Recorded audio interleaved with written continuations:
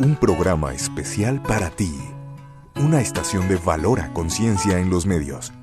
Escúchanos también a través de www.valoraradio.org o en Spotify como Valora el Podcast. Quédate con nosotros. Iniciamos. No tengas miedo al mundo, Él te acompañará. Que con los pies en la tierra hay que caminar y la mirada en el cielo para encontrar que su gracia aquí está. Valora Radio.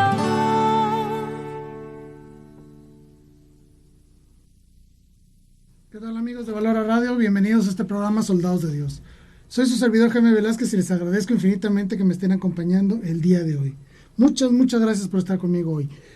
Recordarles que estamos en redes sociales, estamos esperando sus comentarios, todos sus mensajes, estamos listos para recibirlos, listos para platicar aquí en vivo con ustedes a través de la señal de Valora Radio en Facebook Live, y también pueden escucharnos a través de la señal de www.valoraradio.org. Estamos listos para interactuar con ustedes, platicar todo lo que ustedes gusten. Estamos listos aquí ya para recibir sus mensajes. Hoy tenemos un tema muy especial, un tema muy personal, pero que quise comunicárselos porque hay un gran problema ahorita en redes sociales. Y es que muchos compañeros que están en la labor de difundir la palabra de Dios en redes sociales, en canales de YouTube, en páginas de Facebook y en algunas otras plataformas, se ha puesto muy de moda el que, un creyente de alguna fe, sea católico, sea cristiano, sea lo que sea, reacciona a los videos de otro creador. Bueno, se ha puesto muy de moda. No es algo que pienso hacer aquí, obviamente no es el lugar para hacerlo. Pero entonces, aprovechando las enseñanzas, las opiniones o las transmisiones de un cierto creador de contenido, otra persona toma ese contenido y lo critica, reacciona de alguna manera a esa información que ha dado una persona anteriormente, ¿no? Entonces se han dado una gran cantidad de estos eventos. Mucho de eso, por ejemplo, motivado por los duelos apologéticos entre diferentes denominaciones. Y ha habido un crecimiento muy amplio de este tipo de autores que toman contenido de otro y reaccionan y lo critican o lo alaban en un momento dado a esas personas. Entonces está dando una gran revolución en cómo estamos reaccionando a lo que se está diciendo en redes sociales. Esto permite que este tipo de comentarios, ya sea a favor, en contra de la fe o lo que sea, estén llegando a una gran cantidad de personas. Entonces, el hecho de que algunos estén reaccionando a este tipo de videos, a este tipo de contenidos, permite aclarar muchísimas dudas. Bueno, ¿a qué viene todo esto? Muy sencillo. Últimamente he estado viendo muchos programas de personajes no católicos diciendo, por decirlo menos, una sarta de estupideces y de tonterías sobre la fe católica, sobre la Iglesia Católica, sobre nuestra historia. Es decir, dicen, en verdad se los digo, ¿no? Una sarta de estupideces increíbles. Bueno, y por eso quise hacer este programa.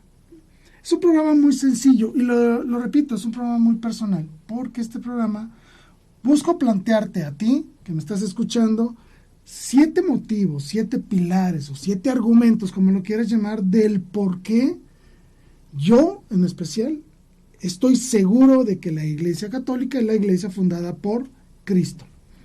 No me voy a meter en temas de teología, no me voy a meter en temas de hermenéutica, de exégesis bíblica, nada de eso. No son argumentos de tipo teológicos o de tipo filosóficos. Ese es otro tipo de argumentación.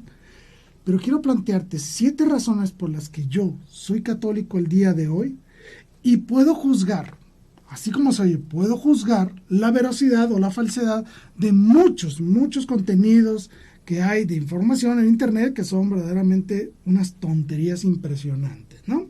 Simplemente el día de ayer vi a una señora diciendo, se dice que es teóloga cristiana y no sé qué tanta, diciendo una serie de tonterías impresionantes, ¿no? Que decía que Constantino fundó la iglesia en el 313.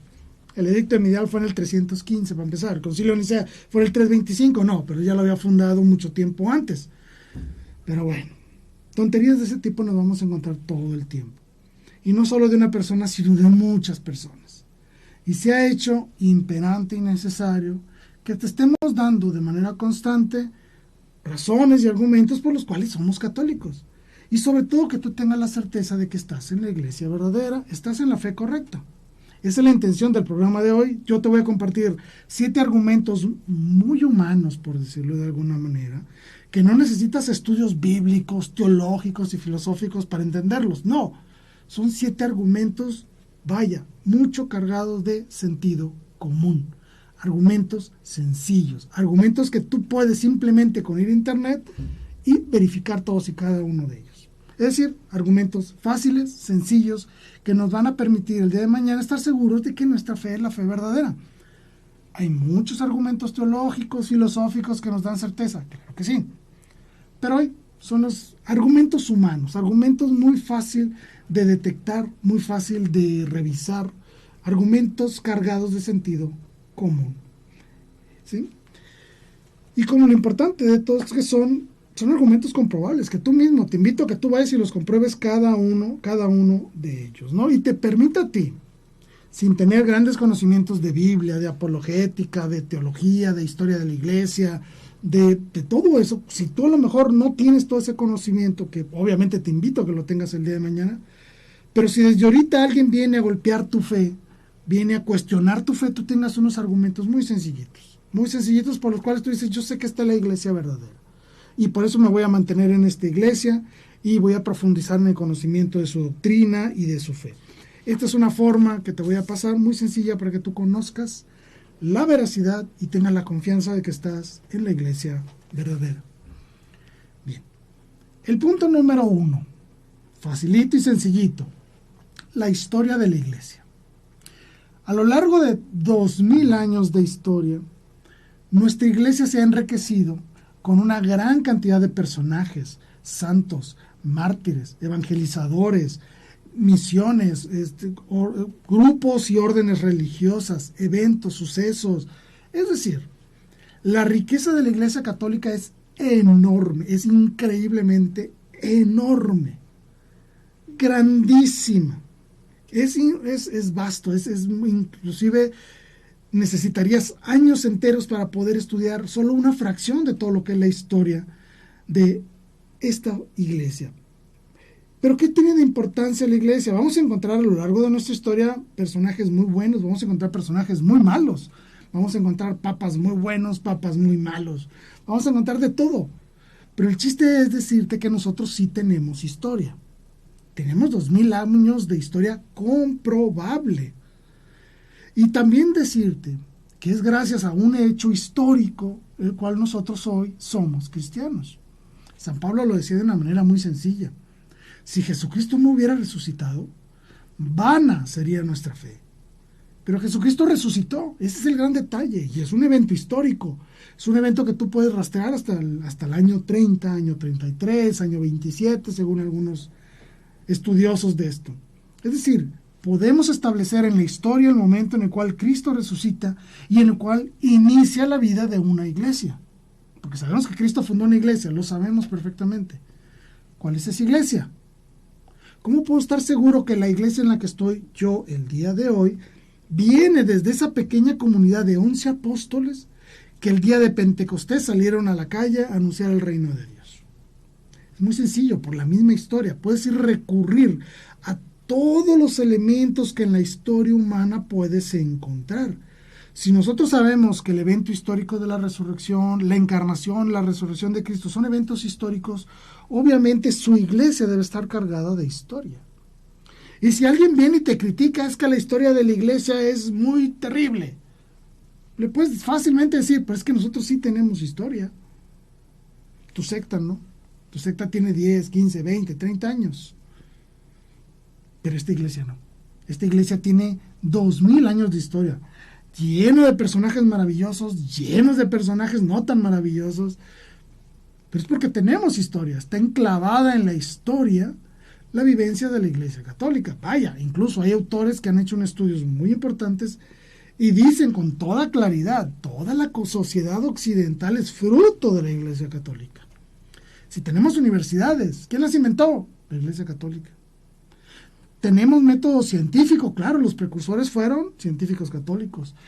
Tenemos ciencia, tenemos científicos, tenemos historia, tenemos liturgia, tenemos manuales, tenemos tratados, tenemos historia de papas, tenemos sucesiones, tenemos todo tipo de eventos tenemos en nuestra historia.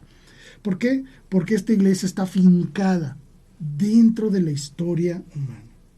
Por lo cual tenemos actores y eventos que pueden ser atestiguados a través de las herramientas humanas de verificación. Tenemos la antropología, la historia, la arqueología y un montón de ciencias que nos ayudan a comprobar efectivamente esta iglesia tiene historia.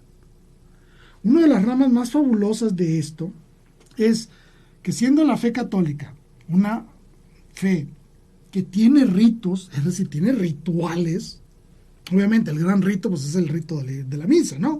Obviamente. Podemos rastrear la existencia de esta iglesia a través de sus ritos enclavados en cada momento de la historia. Es decir, tenemos las evidencias históricas que nos permiten ubicar a la Iglesia Católica en el siglo I, en el siglo II, III, IV, V, VI, hasta el siglo XXI. Esta iglesia tiene historia comprobable hasta el siglo I. Siendo como tal, como una iglesia, no siendo grupos ajenos que después se unieron, eso es absurdo, no. Tenemos la facilidad de encontrar dentro de nuestra historia, toda la historia de la liturgia que nos permite decir el día de hoy, ¡hey!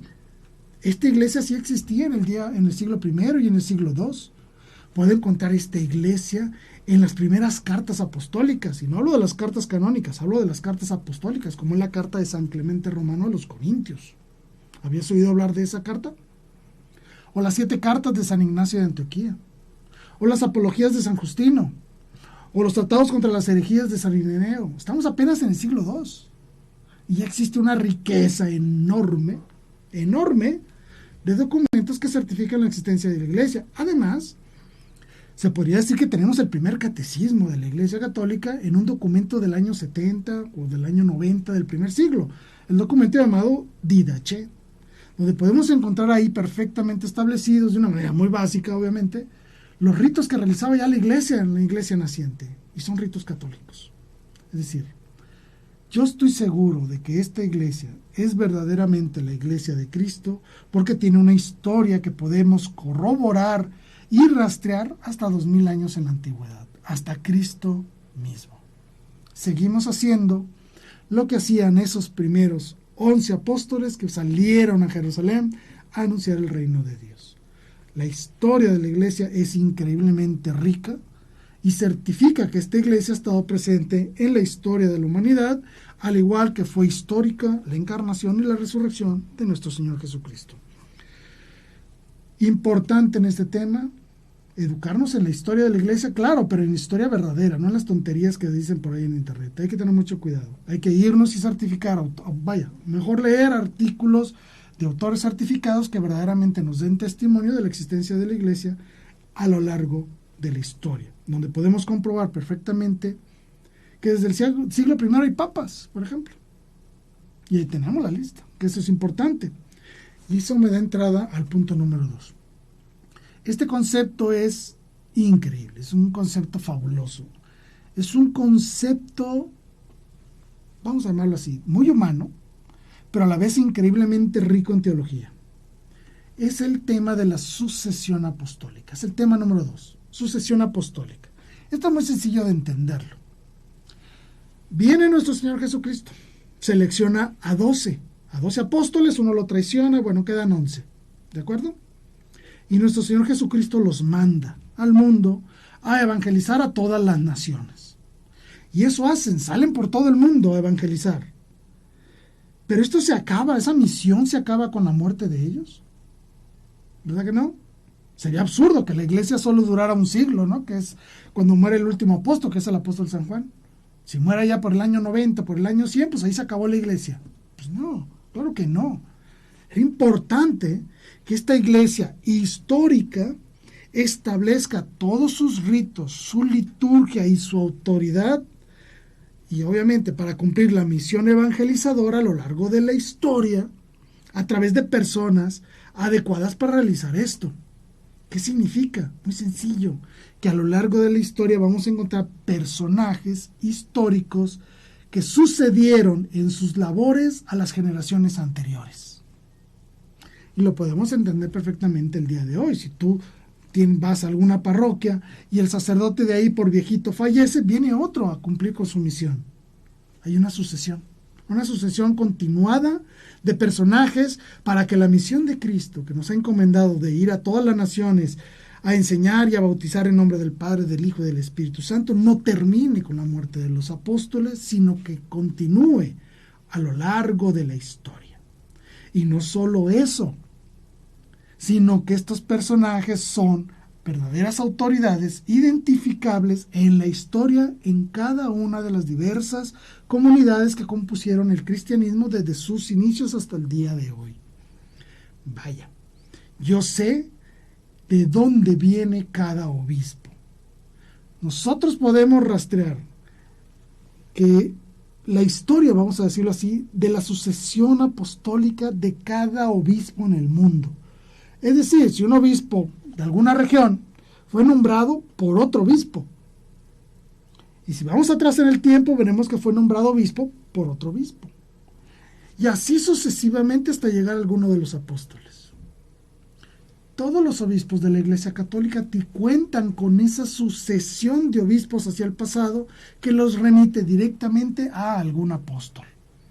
Los que estamos en el rito latino, obviamente procedemos del apóstol San Pedro.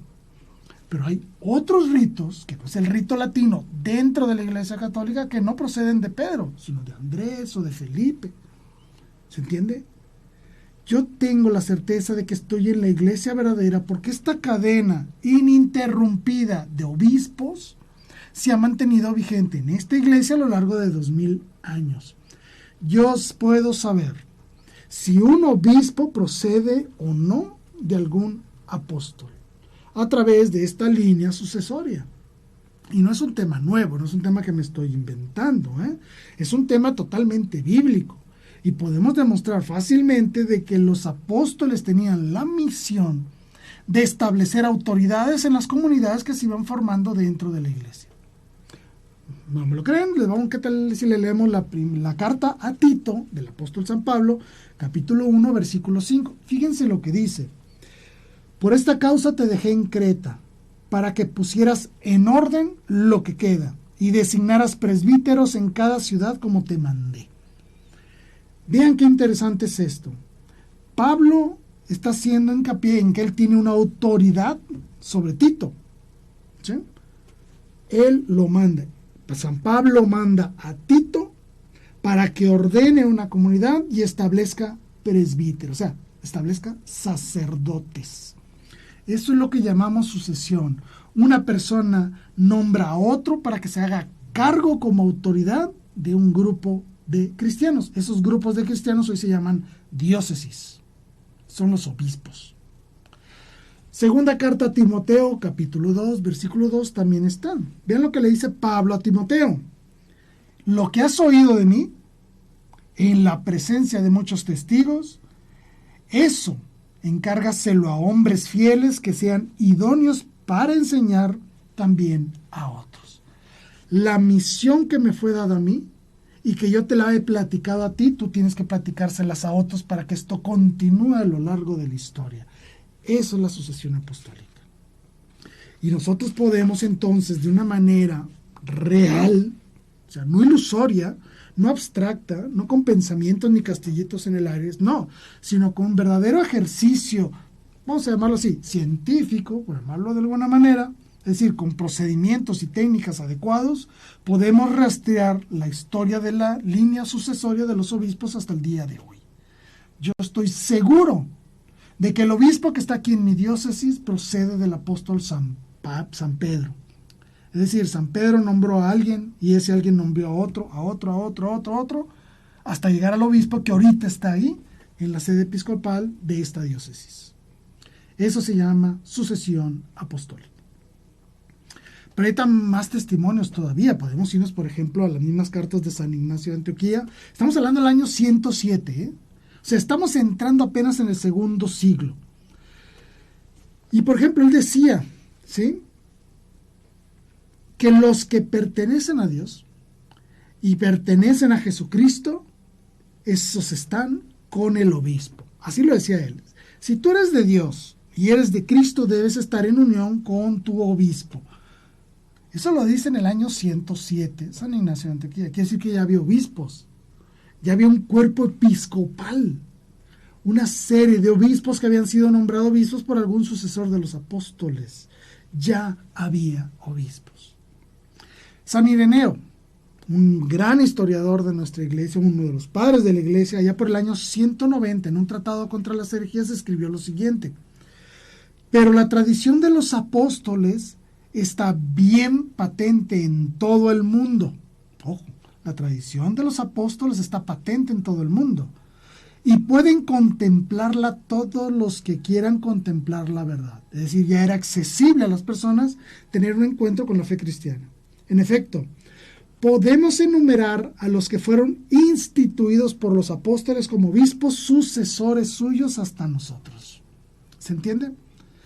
El hecho de que exista esta cadena sucesoria de obispos me certifica que lo que yo estoy recibiendo por la predicación de estas personas procede de manera ininterrumpida hasta la predicación misma de los apóstoles. San Ireneo decía: puedo nombrar las líneas sucesorias de todas las diócesis del mundo, pero voy a concentrarme solo en una, en la más importante, ahí donde está la presidencia. Obviamente se trataba de Roma. Y él dice claramente, así, con pocas palabras, él decía que después de la muerte de Pedro, él encomendó la administración de su iglesia a un señor llamado Lino, el segundo papa, San Lino. Y luego vino el tercer papa, San Anacleto. El cuarto papa fue San Clemente. Y luego fue Evaristo. Y luego fue Alejandro. Luego fue Sixto. Luego fue Telésforo. Y así de manera ininterrumpida hasta llegar al Papa Francisco, actual obispo de Roma, obispo de la diócesis de San Juan de Letrán. Eso es lo que llamamos sucesión apostólica. Y ojo con esta lista que les acabo de dar de los obispos de Roma. Los primeros tres, Lino, Anacleto y Clemente, conocieron a los apóstoles, conocieron a Pablo. Ellos conocieron a los apóstoles. Por eso San Ireneo, San Ignacio, San Policarpo decían: tenemos en nuestros oídos la viva voz de los apóstoles gracias a sus sucesores, que nos han enseñado todo esto. Y ojo, todavía no había Biblia, no se les olvide eso también. Por lo tanto, argumento número 2. Yo puedo encontrar la línea sucesoria de obispos a lo largo de la historia. Y no solo el de Roma, sino de todos los obispos del mundo. De todos, sea del rito latino o no sea del rito latino. Existe una línea sucesoria histórica que me permite saber que ese obispo viene de un apóstol a través de una cadena ininterrumpida de obispos. Ese fue el punto número 2. Punto número 3. Este es muy, muy importante. Este es el punto que nos habla de la firmeza y de lo que también de lo que estamos llamados a hacer nosotros como miembros del cuerpo de Cristo. Los mártires. Este tema es importante, es muy, muy importante para nosotros, porque les voy a platicar de esta manera, voy a ser un poco irónico. Imagínense que ahorita, tú nunca has oído hablar de cristianismo, ¿no? Nunca has oído hablar de esto. Y llega alguien y te dice: oye, ¿qué crees? Yo creo en un Dios que se hizo hombre, cosa ya de por sí fascinante, que murió en una cruz y que resucitó. Volvió de entre los muertos. Siguiendo un raciocinio muy humano, por muy piadoso que sea, pero muy humano, inmediatamente diremos: esto es mentira, esto es algo falso, no tiene motivos para existir, es imposible que alguien resucite de entre los muertos, ¿ok? La pregunta lógica es: a ver, ¿cómo estás seguro tú de esto? ¿Cómo puedes tú darle certeza a esto que te están platicando? A tu fe, a tu creencia de que alguien resucitó. ¿De dónde sacas eso? Y la respuesta lógica es del testimonio de los mártires. Eso es fundamental. Hay un dicho en la iglesia que dice que de la sangre de los mártires surge la fe, ¿no? Y tienen razón. El hecho de que existan los mártires y mártires increíblemente fuertes, valientes que ha habido a lo largo de la historia. Es por lo que yo me doy cuenta de que lo que ellos están aclamando es verdadero. Es muy sencillo de comprender. Nadie da la vida por una mentira. Nadie da la vida por aquello de lo cual no está seguro. Nadie da la vida por algo incierto. Si estas personas fueron capaces de dar la vida como lo fue San Pedro, San Pablo, San Felipe, San Andrés, San Mateo, Santo Tomás, todos ellos, es porque estaban defendiendo algo verdadero. Y no solo ellos, sino muchas personas a lo largo de la historia, muchísimas personas fueron capaces de dar este gran testimonio. Por ejemplo, San Justino Mártir, se le llama así porque es mártir, y fue un gran defensor de la Eucaristía y de la Santa Misa. Otras personas como Policarpo de Esmirna, que también defendió la fe y dio la vida defendiendo sus ideales cristianos. Personajes frágiles como lo pueden ser Perpetua y Felicidad, que murieron, mártires en el Coliseo Romano en el año 203. Estas personas, con su derramamiento de sangre, dan certeza, dan certidumbre que lo que están diciendo es algo verdadero. Podemos encontrar en la historia primitiva el martirio de los apóstoles, el martirio de obispos, el martirio de los fieles, los primeros 10 o 15 papas, no recuerdo exactamente el nombre, murieron mártires, fueron asesinados por defender su fe, por defender la verdad del cristianismo, por defender la verdad de Cristo. Y ese es el gran valor del testimonio. ¿Cuál es el detalle importante? Que yo sigo encontrando mártires hasta el día de hoy. Hoy en día hay una gran cantidad de personas que son terriblemente tratadas, torturadas, asesinadas por defender su fe cristiana. Hace unos días salió una noticia de 2 muchachitas catequistas en alguna región del mundo que iban a una peregrinación del día de Corpus Christi y fueron asesinadas. Es decir, por la fe siguen existiendo mártires. Nicaragua se está llenando en este momento de mártires. ¿Por qué? Porque hay una fuerte persecución. No van a poder destruir a la iglesia, por supuesto que no. Van a poder destruir a muchas vidas, muchas personas sí, pero su testimonio va a quedar como ejemplo para nosotros de que estamos en la fe verdadera y que debemos de luchar por ella y con ella para defender la verdad y anunciarla a todo el mundo para que nuestros hijos el día de mañana también alcancen algo maravilloso llamado la santidad. Estamos llamados a dar testimonio de nuestra fe, inclusive si nuestra vida está de por medio.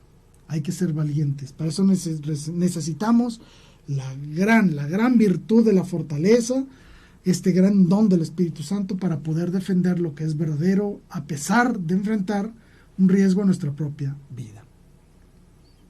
Quiero mandar un saludo a Rubén del Toro. Rubén, te mando un abrazo. Muchas gracias por estar acompañándonos el día de hoy. Y también un abrazo para Guillermo Salvador García. Guillermo, te mando un abrazo. Gracias por acompañarnos el día de hoy. El punto número 4. Este es un tema fabuloso. Es un tema que jamás tendría fin porque hay mucho que hablar de este tema. Y es el tema principal y fundamental de los grandes bloques de discusión apologética en el mundo actualmente. Okay. La Biblia. Ese es el punto número 4. ¿Por qué creo yo que la Iglesia Católica es la Iglesia verdadera? Por la Biblia. Oye, Jaime, estás haciendo un argumento circular. No estoy hablando del contenido de la Biblia. Ese es otro tema. La Biblia como tal, el libro, el documento, esa cosa que nosotros llamamos Biblia, esa cosa que tú tienes ahí en algún mueblecito en tu casa, abierta así, llenándose de polvo, eso, ese libro. ¿Por qué? Porque ese libro demuestra que la Iglesia Católica es la Iglesia verdadera. Te lo voy a hacer en una simple, sencilla pregunta. Nosotros le llamamos que es la Sagrada Escritura, perfecto. Pero ¿por qué dices tú que es sagrada? ¿Cómo sabes tú que ese libro es palabra de Dios? ¿Cómo sabes tú que lo que está escrito ahí es verdad? ¿Cómo puedes tú saberlo? Esta pregunta no me la puede contestar ningún protestante, ninguno. Solo los católicos pueden contestar esto. ¿cómo puedo yo saber que lo que dice ese libro llamado Biblia es palabra de Dios, es verdadero y es fuente de la verdad? ¿Cómo lo sabes? ¿Qué argumento puedes usar tú para defender la Biblia que no puede usar un musulmán para defender el Corán, por ejemplo? Si tú eres católico, sabes la respuesta. Y es muy sencillo. ¿Cómo sé yo que ese documento es palabra de Dios, es fuente de verdad, es un libro sagrado? Muy sencillo, porque la Iglesia Católica me lo dijo. Sí, fue a la Iglesia Católica a la que se le ocurrió esta gran idea de agarrar el Antiguo Testamento, es decir, el libro que los primeros cristianos sabían que era palabra sagrada, y le agregaron 27 libros más. ¿A quién se le ocurre? Pues a la Iglesia Católica. Pero ¿quién fue el que hizo esta locura? Un señor llamado San Damaso I. San Damaso I. Este señor, siendo papa, obispo de Roma, allá por el año 382, se reúne con unos obispos, se pueden a tratar el tema de las Sagradas Escrituras y decir, oye, espérame, en las misas, en una región leen unas cartas, en otra región leen otras, en otra región leen otras. Necesitamos establecer qué es lo que verdaderamente es la palabra de Dios. Este papa agarra, llega y dice, este es el Nuevo Testamento, son 27 libros. Se agregan a las antiguas Sagradas Escrituras, esas que mencionaba San Pablo en su primera carta a Timoteo, de que conocemos las Escrituras Sagradas, ¿no? Muy bien, las Escrituras Sagradas que todo el mundo ya conocía, llamada Septuaginta, hoy se le llama Antiguo Testamento, llega este papa en el siglo IV, a finales ya del siglo IV, y dice, vamos a agregarle 27 libros, y ahora se va a llamar Biblia. Sí, eso fue lo que pasó. De verdad, te lo juro, créeme, eso pasó. El hecho de que existe un documento llamado Biblia, que se compone de 73 diferentes libros, es obra de un papa, San Damaso I, allá por el año 382. Y este señor, ya que hizo esto, va con otro señor que se llamaba San Jerónimo de Estridón y le dice, aquí está la Biblia. Tradúcelo todo a un solo idioma que sea el latín. Y esa Biblia se llamó Vulgata, que es la Biblia oficial de la Iglesia Católica y ha sido la Biblia oficial de los últimos 1600 años. Porque es la única que existe. Es la verdadera Biblia, pues obviamente, ¿sí? Y no me lo estoy inventando. Es decir, tenemos esta gran fuente de autoridad llamada Biblia, que está respaldada por una autoridad. ¿Se entiende? Muchos cristianos hoy dicen, la Biblia es la última palabra. No, señor, la última palabra es la Iglesia. Para eso fue establecida, para eso la dejó Cristo a la Iglesia. ¿Y la Iglesia se pone en el servicio de la palabra de Dios? Claro que sí. ¿Qué evidencias tengo de que lo que estoy diciendo es verdadero? Muy sencillo, ¿sí? Allá por el año casi finales del siglo IV, principios del siglo V, un santo muy famoso llamado San Agustín, obispo de Hipona, una persona muy inteligente, está en un debate con otro señor, ¿sí? Discutiendo de algunas cosas, de unas herejías de Marción y de no sé qué. Bueno, y contra los que se enfrentaba le decían, la Iglesia Católica es falsa por esto, y citaban la Biblia, y él decía, espera, ¿por qué estás citando la Biblia? Tú no puedes decir que la Biblia es palabra de Dios, porque esa idea, esa sentencia, te lo dio la Iglesia Católica. Entonces, tú no puedes utilizar la Biblia como palabra de Dios si no respetas antes la autoridad de la Iglesia que te dio la Biblia. Y él decía, no puedes usar ese documento católico en contra de los católicos. No puedes creer lo que te den gana y lo que no. Así que esto es muy sencillo. Si vas a usar la Biblia, tienes que afirmar la autoridad de la Iglesia que te ha dado la Biblia. Así de sencillo. Y él lo decía de esta manera, no creeré en las Sagradas Escrituras a menos que la autoridad de la Iglesia me mueva a ello. Y por eso tenemos Biblia, por eso decimos que es palabra de Dios. Y por eso somos capaces de dar la vida por defender esta simple idea. ¿Por qué? Porque la Iglesia me lo dijo. Sí, esa es la respuesta. ¿Cómo sé yo que la Biblia es palabra de Dios? Porque un papa me lo dijo. Porque un papa así lo promulgó, así lo dijo, así lo estableció. No hay otro argumento. No hay otro argumento. ¿Sí? No agarraron un montón de libros, los tiraron al aire, los que cayeron arriba de la mesa, esto va a ser la Biblia, y los que se cayeron al suelo, esos no. No. Vino un ángel y me dijo, tampoco. Fue un papa.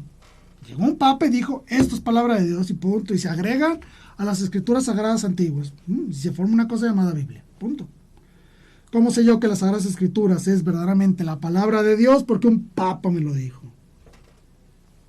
La autoridad papal establece lo que es la Biblia. Punto. Entonces eso me confirma en la autoridad de la iglesia, en que esta iglesia es asistida por el Espíritu Santo y que su autoridad tiene un valor universal. Por eso soy católico. Para el año 382, en el Concilio de Roma, el Papa establece lo que es la Biblia. Esto se confirma en los concilios de Cartago y de Hipona en el año 393, en el año 397 y en el año 419. Y es con el surgimiento del protestantismo cuando en el Concilio de Trento, en 1546, se hace necesario darle una proclamación dogmática al establecimiento del canon bíblico, ¿sí?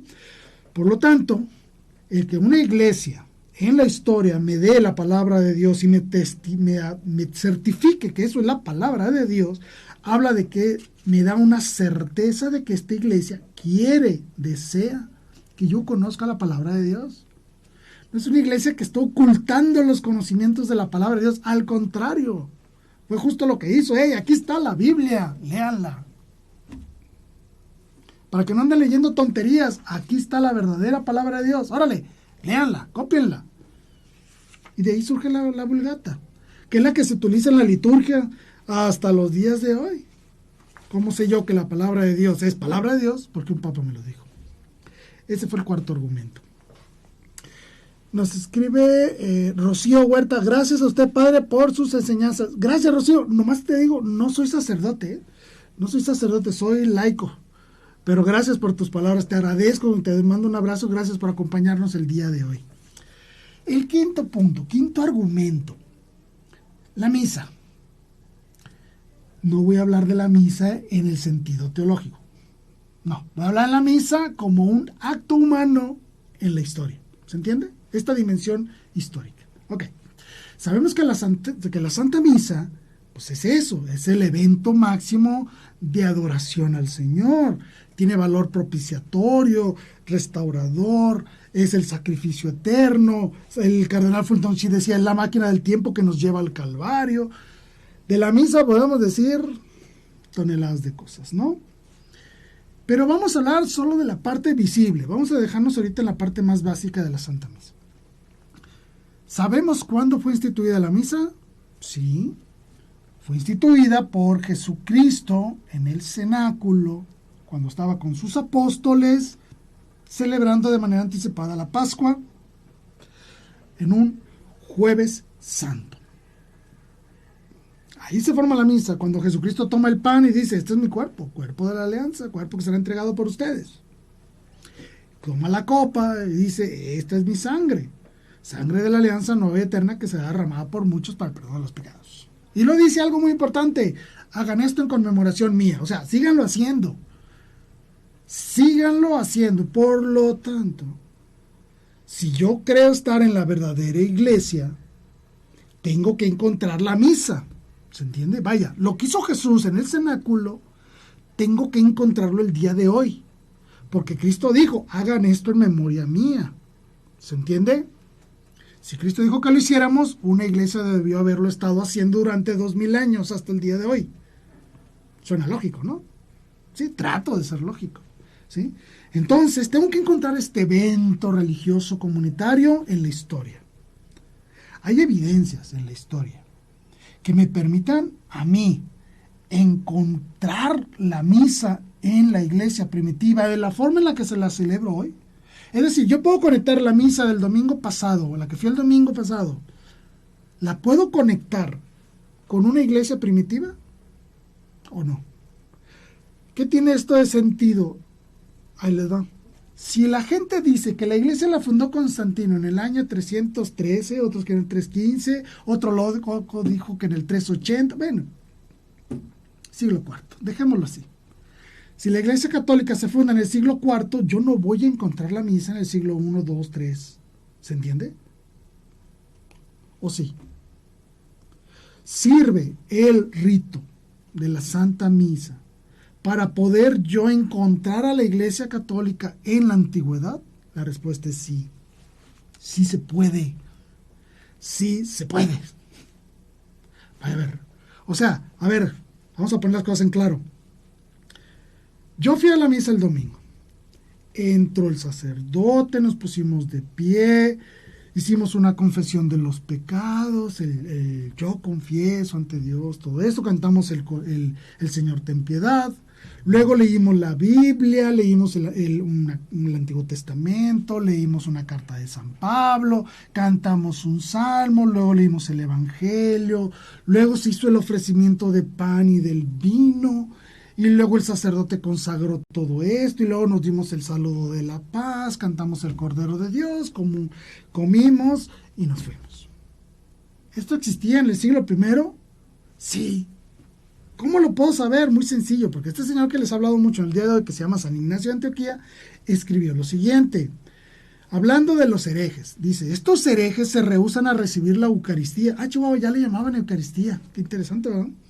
Y se niegan a rezar porque no admiten que la Eucaristía, hostia vaya, no admiten que la Eucaristía sea la carne de nuestro Salvador Jesucristo, el cual sufrió por nuestros pecados y el Padre lo resucitó por su bondad.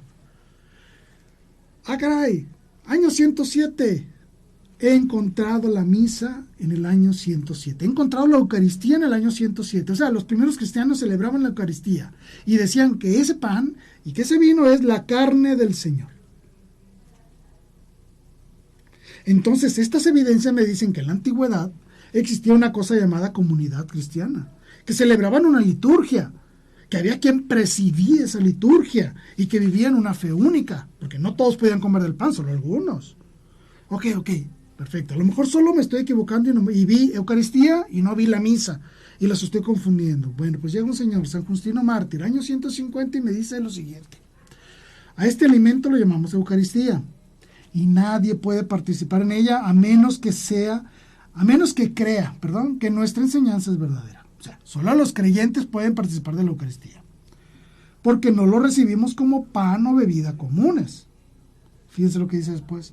Tal como nos lo han enseñado, el alimento que se ha preparado en la Eucaristía a través de la oración eucarística que Él pronunció, o sea, Cristo, es la carne y la sangre del mismo Jesús encarnado. San Justino nos está diciendo en estas pequeñas palabras, no voy a poder leerlo todo obviamente porque es muy largo, está hablando de la misa. Sí, está hablando de la misa. Porque él en su carta a un emperador llamado Antonio Pío, él le dice, nosotros los cristianos nos reunimos el día del sol, o sea, el domingo, y ahí leemos las memorias de los apóstoles, esa es la liturgia de la palabra. Luego nos levantamos, lloramos por nosotros mismos y por la iglesia, esa es la oración de los fieles que también vivimos en la misa. Luego nos besamos y nos abrazamos unos a otros, ese es el rito de la paz. Luego se le lleva, al que preside se le llevan los ofrecimientos de pan y del vino mezclado con agua, y luego él, mediante la oración los eucarística, etcétera, etcétera.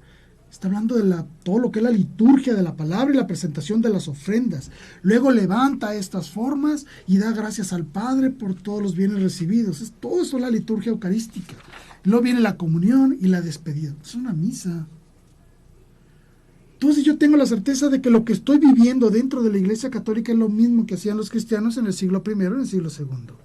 Estoy viendo la misa. Estoy verdaderamente viviendo la Santa Misa como se realizaba en estos años, con estas evidencias. ¿Sí? Por eso es que la misa me demuestra que estoy en la verdadera iglesia, porque lo que estoy haciendo hoy lo hacíamos desde el principio del inicio del cristianismo.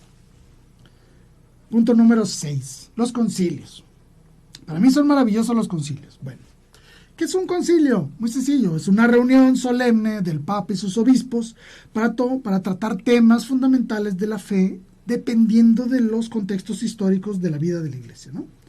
Vaya, se juntan todos los obispos a platicar temas específicos sobre fe y moral. Bueno, A lo largo de la historia han existido 21 concilios ecuménicos, y un sinfín de sínodos locales de obispos, ¿no? Ok. ¿Por qué los concilios me dicen que estoy en la verdadera iglesia? Muy sencillo, porque lo que la iglesia enseña no depende de las locuras, ni de la imaginación, ni de la opinión de alguien en turno, en jefe. Es decir, no son las ocurrencias de algún papa en turno. Los concilios me certifican que la proclamación de la verdad se hace de manera solemne mediante una autoridad del magisterio de la iglesia, así como lo hicieron los apóstoles. Oye, estaban los apóstoles ahí reunidos, ¿qué pasa? ¿Tenemos que circuncisar o no a los que vienen a la fe cristiana? Pues San Pablo y San Pedro y todos se juntaron, San Pedro y los apóstoles se juntaron ahí, en Jerusalén, y tomaron una decisión. Hicieron un concilio, ese fue el primer concilio de la Iglesia Católica, el concilio de Jerusalén. Dijeron, no, el bautismo opera por sí mismo, no necesita de los trámites de la circuncisión, del trámite judío de la circuncisión. Así de sencillo. Y así lo ha hecho la historia a lo largo de la Iglesia, a lo largo de la historia.